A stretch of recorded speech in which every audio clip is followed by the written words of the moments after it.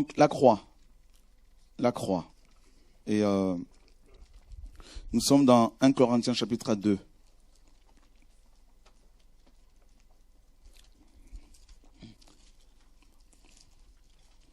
À partir du verset 1er. Alors les Corinthiens, vous savez tous que c'était des Grecs. Et les Grecs ne croyaient surtout pas en la résurrection corporelle. Les Grecs pensaient croyaient en l'immortalité de l'âme. Ils disaient que quand une personne décédait, son corps était enterré, bien sûr, mais son âme continuait à vivre. Et là, Paul arrive chez les Grecs. Et qu'est-ce qu'il apporte comme évangile? Regardez bien dans Acte 16, on va lire Acte 2, 1 Corinthiens 2, il n'y a pas de problème. Mais dans Acte chapitre 16, Paul arrive à Athènes pour la première fois. Il y avait un tribunal à Athènes, l'Aréopage, un lieu où il y avait des débats, des discussions sur la vie.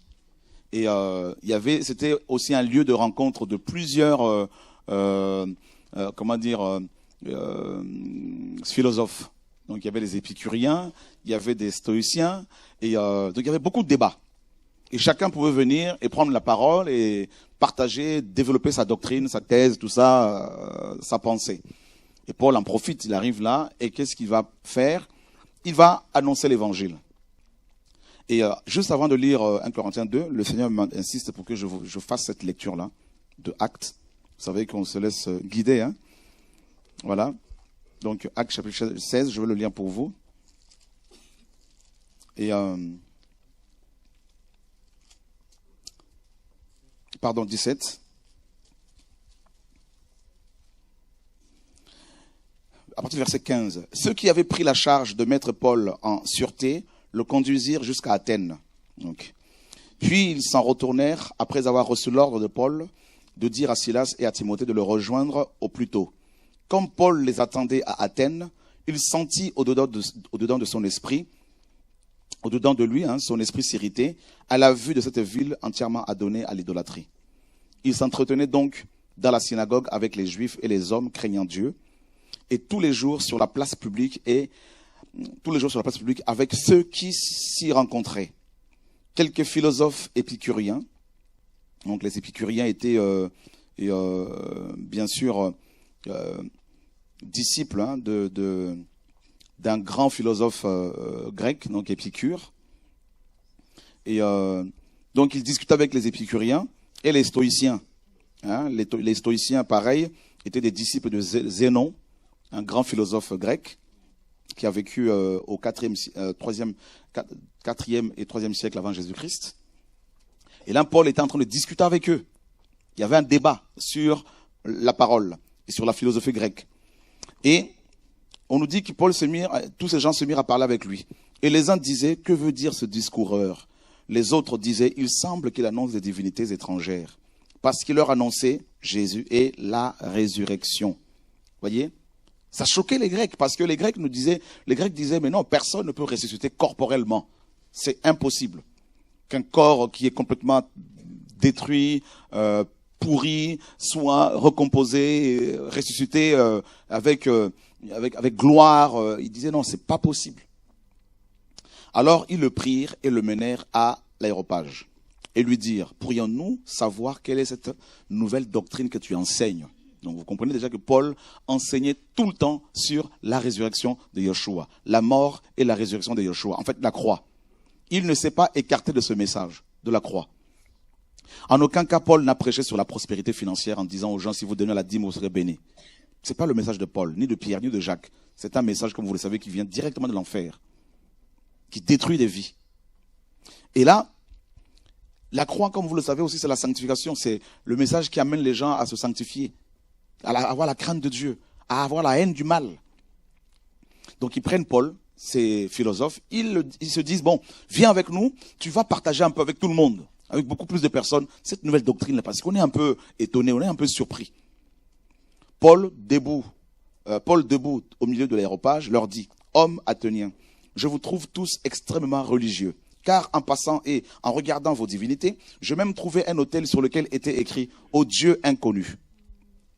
Ils avaient tellement de divinités, tout un panthéon, comme vous le savez chez les Grecs, plusieurs divinités, il y en avait plusieurs. plus de 50. Et ils en avaient tellement qu'ils se sont dit, à l'époque, bon, il y a forcément un Dieu que nous avons oublié. Donc, pour ne pas subir sa colère, eh ben, nous allons lui construire un autel. Parce que chaque divinité avait son temple. Alors, ils bâtissent un autel et ils disent dessus, comme ils n'ont pas eu le nom de ce Dieu, ils disent, bon, au Dieu inconnu. Les autres, on les connaît. Zeus, Artémis, tout ça. Mais celui-là, là, on le connaît pas. Donc forcément, il ne pourra pas nous taper dessus parce qu'on n'a pas sa révélation. Paul dit, ben, c'est une bonne chose, justement. Et il dit, celui que vous révérez sans le connaître. Donc, ils adoraient Dieu, le Dieu inconnu, parce qu'il n'avait pas son nom. Hein? Sans le connaître. Il disait simplement, imaginez quand ils venaient devant, ils adoraient Baal, ils adoraient Zeus, et quand ils arrivaient devant l'autel du Dieu inconnu, ils disaient, bon, nous t'adorons quand même. Amen. Et là, celui que vous révérez sans le connaître, c'est celui que je vous annonce. Waouh! Le Dieu qui a fait le monde et tout ce qui s'y trouve, étant le Seigneur du ciel et de la terre, n'habite pas dans des temples faits de mains. Donc quand vos bishops là déjà vous disent, il faut cotiser de l'argent, cotiser, on va construire un temple. Il faut leur dire, mais vous êtes trompés. Le temple a déjà été construit il y a 2000 ans. Quel temple voulez-vous encore construire? Donc c'est de l'arnaque. Voilà. Paul dit, mais je vois tous ces temples là partout à Athènes, plein de temples. Là-bas pour un temple d'Artémis, là-bas de Diane, là-bas de... Il dit, mais c'est la même divinité, Diane, Artémis. Il dit, mais c'est pas possible. Mais le Dieu que je vais vous prêcher, le Dieu inconnu, là, il n'est pas dans tout ça. Non. Alors les gens écoutaient, bien sûr. Il n'est pas servi par les mains des hommes comme s'il avait besoin de quoi que ce soit.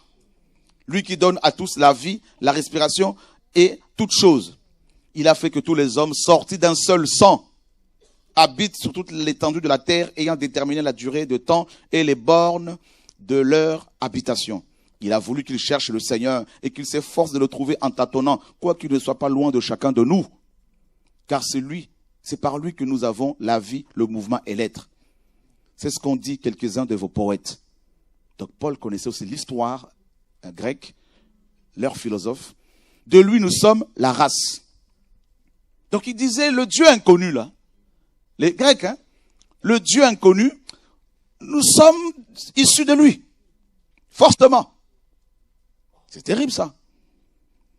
Ainsi donc, étant de la race de Dieu, nous ne devons pas croire que la divinité soit semblable à de l'or, ou à de l'argent, ou à de la pierre taillée par l'art et l'industrie des hommes. Donc déjà là, les catholiques sont mal barrés. Ceux qui ont des images, ceux qui ont des statues. Il dit, mais non, mais Dieu n'a rien avec l'or, avec l'argent, tout ça là. Non, non, non, non. Pas de veau d'or. Paul est en train de dénoncer ici la religion grecque. C'est terrible, hein? Il leur rentre dedans. Il est en train d'arracher, d'abattre avant de planter. Il dit, mais Dieu, sans tenir compte des temps d'ignorance, annonce maintenant à tous les hommes en tout lieu qu'ils se repentent, parce qu'il a arrêté un jour qu'il juge, où il jugera le monde selon la justice par l'homme qu'il a établi pour cela, et ce dont il a donné à tous une preuve certaine en le ressuscitant des morts. Lorsqu'ils entendirent parler de la résurrection des morts, les uns se moquèrent. Et les autres dirent, nous t'entendrons là-dessus une autre fois. Ainsi Paul se retira du milieu d'eux. Quelques-uns néanmoins se joignirent à lui et crurent. Denise, juge de l'Aréopage, une femme nommée Damaris et d'autres avec eux. Vous voyez, c'est quand même terrible. Ils dénoncent leur système religieux. Ils n'ont pas réagi. Ils dénoncent leur, n'est-ce pas, religiosité. Ils n'ont pas réagi. Mais quand il a touché, quand il a parlé de la résurrection, regardez comment les démons ont réagi ici. Parce qu'ils étaient possédés, ces hommes et ces femmes. Ils ont commencé, la première réaction c'est les moqueries. On se moque. Les autres, oh non, non, on va t'entendre là-dessus une autre fois. 3 réactions ici. Moquerie. Deuxième réaction, pas d'intérêt. Donc on refuse d'entendre. Troisième réaction, conversion. La résurrection. Il n'y a pas d'autre message, je vous dis. Il n'y a pas d'autre évangile. Les gens veulent, ils veulent quoi? Ils veulent qu'on leur dise, venez à Dieu, vous serez riches. Mais très honnêtement, chrétiens, soyons un peu quand même intelligents. Si vous voulez être riche, c'est simple, travailler. Mais c'est aussi simple que ça. Comment vous êtes tellement... Beaucoup sont lobotomisés au point où ils pensent qu'il faut trouver une église pour pouvoir devenir riche.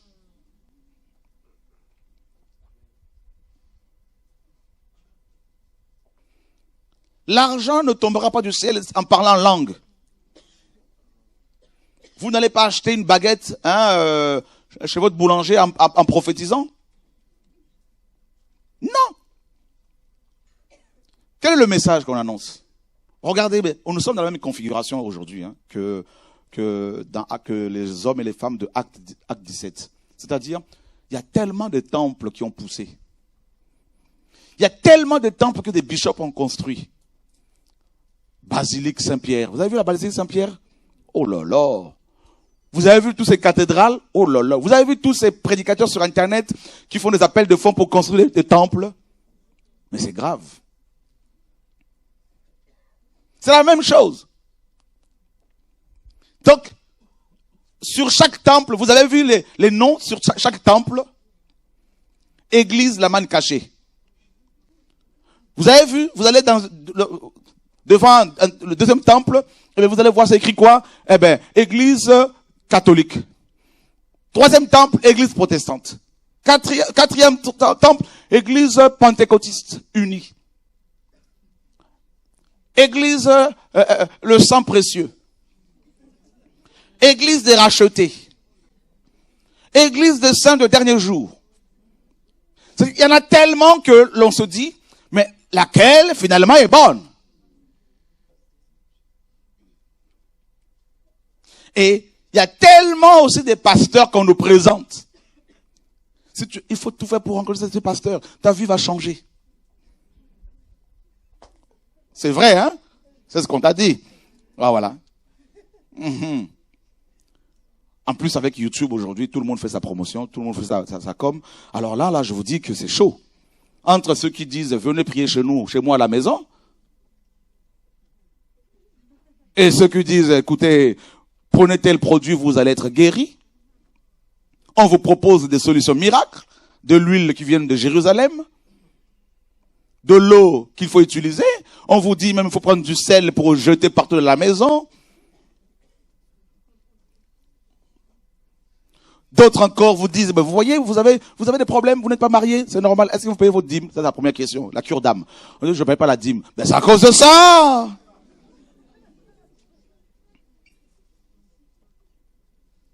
Mais comment voulez-vous que je paye ma dîme parce que je ne gagne que 1000 euros et à la fin du mois, je me retrouve sans rien parce que j'ai des dettes, j'ai beaucoup de charges?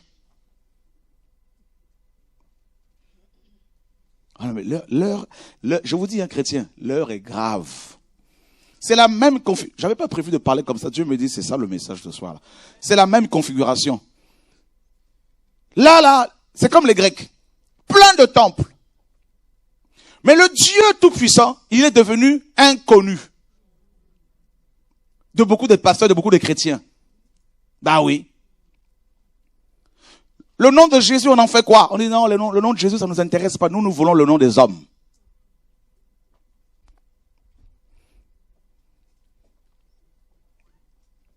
Seigneur, sauve-nous. Et Paul dit, ce que vous adorez, ce que vous révérez, c'est celui-là que je viens vous annoncer. Vous le révérez sans le connaître. Et comme c'est la même chose que Yeshua disait à la femme samaritaine dans Jean 4.